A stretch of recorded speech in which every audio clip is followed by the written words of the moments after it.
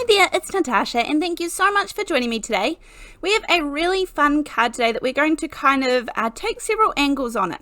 One of them is that Easter is coming around the corner, so you could make this into an Easter card. And two, you could use this for any other occasion, and we're going to use it for another occasion today, but I thought if you're one of those people who doesn't have specific Easter cards, then this is going to work well for you. I'm going to take 4 blue inks, Chipped Sapphire, Blueprint Sketch, Salty Ocean, and Tumbled Glass.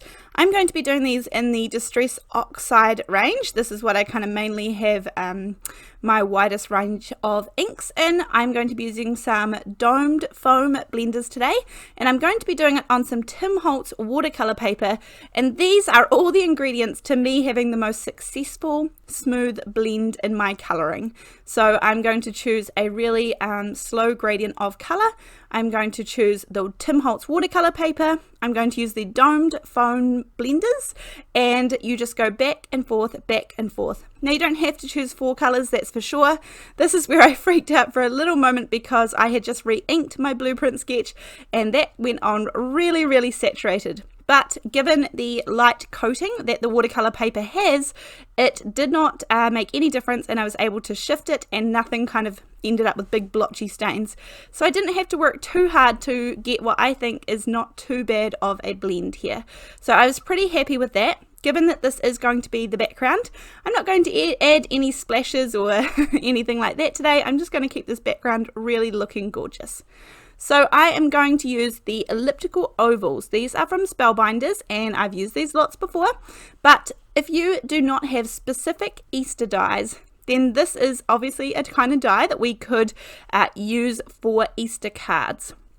Now, I don't have anything specific to Easter. I don't have any Easter sentiments or any Easter stamps or dies or anything like that. So this would be my go-to if I were to create some. But I knew that I don't really need any this Easter, but I'm just giving you another option if you need it. So I cut out one of the larger ovals, and then I'm just taking some nesting ovals. These are the Hero Arts nesting ovals, and I'm going to kind of cut out the center here. I was deciding which one I wanted, but because I'm going to pop this up with some foam tape in the end, I wanted to leave a little bit slightly larger frame, especially since I will be doing my ribbon weaving on this part here. Now you could use any shape, obviously. It could be a square, it could be a circle, could be stars, whatever you have.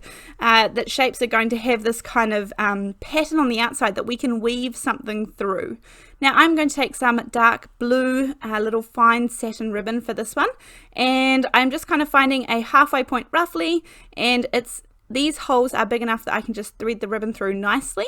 Depending on what you have and what ribbon you have in your stash. I will leave a link to all the products that I'm using down below, but I think if you went through your stash you would find that you would have something. I think most crafters have a little bit of ribbon put aside. And again, if you were making this Easter, then you could choose pink or white, or even a combination of the two. That would be really nice to create a little Easter egg. But I'm going to go with blue, and this is actually going to be a happy birthday card today too. I'm just going to thread, I'm going to miss 2 holes, and then every 3rd hole I'm going to thread my ribbon through, and I'm just going to go back and forward and I did have, my daughter was doing one beside me at the same time as this, so that's why my hands keep kind of reaching to the side to just help her figure out which hole she's going to put it through. She chose not to have hers on camera today, and that's all right with me. She had a whole lot of fun. This was really fun, and she was more than capable of doing it by herself. We were just trying to count the holes and make sure that she kept going right with those. But other than that, we are just going to keep threading down till we get to the bottom. You could do every hole if you wanted it to be super covered up and then no kind of space in the middle. However, I had put all that effort into the background and making that gorgeous blend, so I wanted some of that to show through too.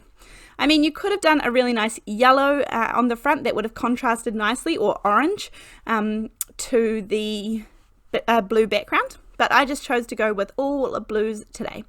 Now, if you did not have any dies that kind of have these little circles around the outside or anything like that, before I got these dies, I used to just put a little around any shape, like a circle or a square or rectangle.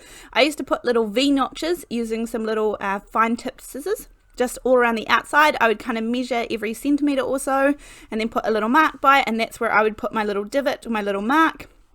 And then I would just cut out a tiny little V just so that the ribbon kind of stayed in place. Or otherwise on the back of your shape you could add some double-sided tape so that the ribbon stayed in place as you crossed it over the front of the shape too. So lots of different options if you don't have a shape like this. Now I'm going to take this Happy Birthday die set from Elena Crafts, and I have die cut out the word happy. I think I die cut it out 4 times. Because we have quite a solid background going on, quite a busy background, I want to make this really stand out. So I'm going to take some VersaMark sticky embossing ink, and I'm going to take one of the Happy Birthdays, dip it into my VersaMark, and in my opinion it's worth getting a really good embossing ink because this can be really frustrating, especially something that is easy to solve would be to make sure your sticky embossing pad, whichever brand you have, is re-inked and you have got enough ink in there to make it work well. Now I'm going to use some ultra thick embossing powder for this. Ultra thick embossing powder is the same as the clear embossing powder, except for it is chunkier, and I must admit mine is getting a little bit older, so I think it has a little bit of a tinge to it now. In my opinion, it's kind of more like a cream clear color, and I'm okay with that. I quite like the look of it, but you just have to bear it in mind. And I'm just trying to use up as much as I can in my projects. This thing lasts forever. This big bottle lasts forever and ever and ever. I will probably never use it up, but if you only have the little bottles of clear embossing powder, then go for gold. You could use any color embossing. I mean, you could use yellow embossing powder, and that would look gorgeous against the blues. As I said, anything that is going to contrast really nicely. You could use golds or silvers. Anything's going to look beautiful. But all I keep doing is I dip it into that little puddle of embossing powder, then I heat it, and then I dip it back into the puddle. And so this is really thick and chunky now. I think I did 4 layers. So it is really a dimensional embellishment, and I'm going to make it even more dimensional by adding the other 3 layers behind this cardstock as well. Now I didn't put any Stick It double-sided adhesive on the back, so I'm just using some liquid glue, which is going to hold it together really nicely, just as well as any other double-sided adhesive. Make sure you got a really nice strong glue, and one that doesn't shine or kind of add any sheen if it is going to spill out the sides a little bit. And I just use my fingers to kind of make sure they are all in line with one another. Popping on the very last layer, and then you'll be able to see in just a second how dimensional this is. This is a pretty thick little embellishment now, so this is going to stand out off that card nicely. I need to wait for that to dry for a minute, and in the meantime I need to do the birthday part. As I said, we're making a birthday card today, even though this definitely could be used for Easter. I'm going to do birthday.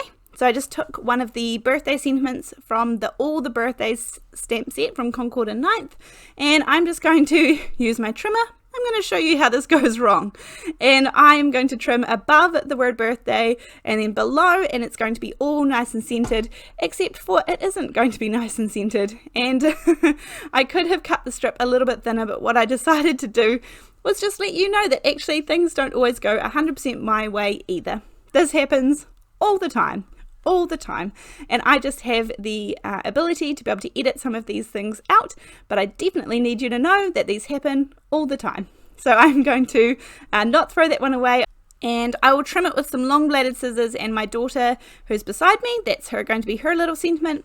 And then I'm just going to do the process again, except for this time I'm going to stamp straight on the strip, and that way I will get it lined up a little bit better this time. So I have my little strip done.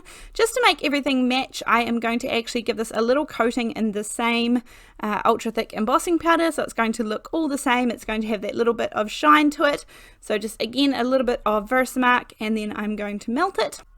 I did go ahead and trim down my little blue blended panel just a tiny little bit.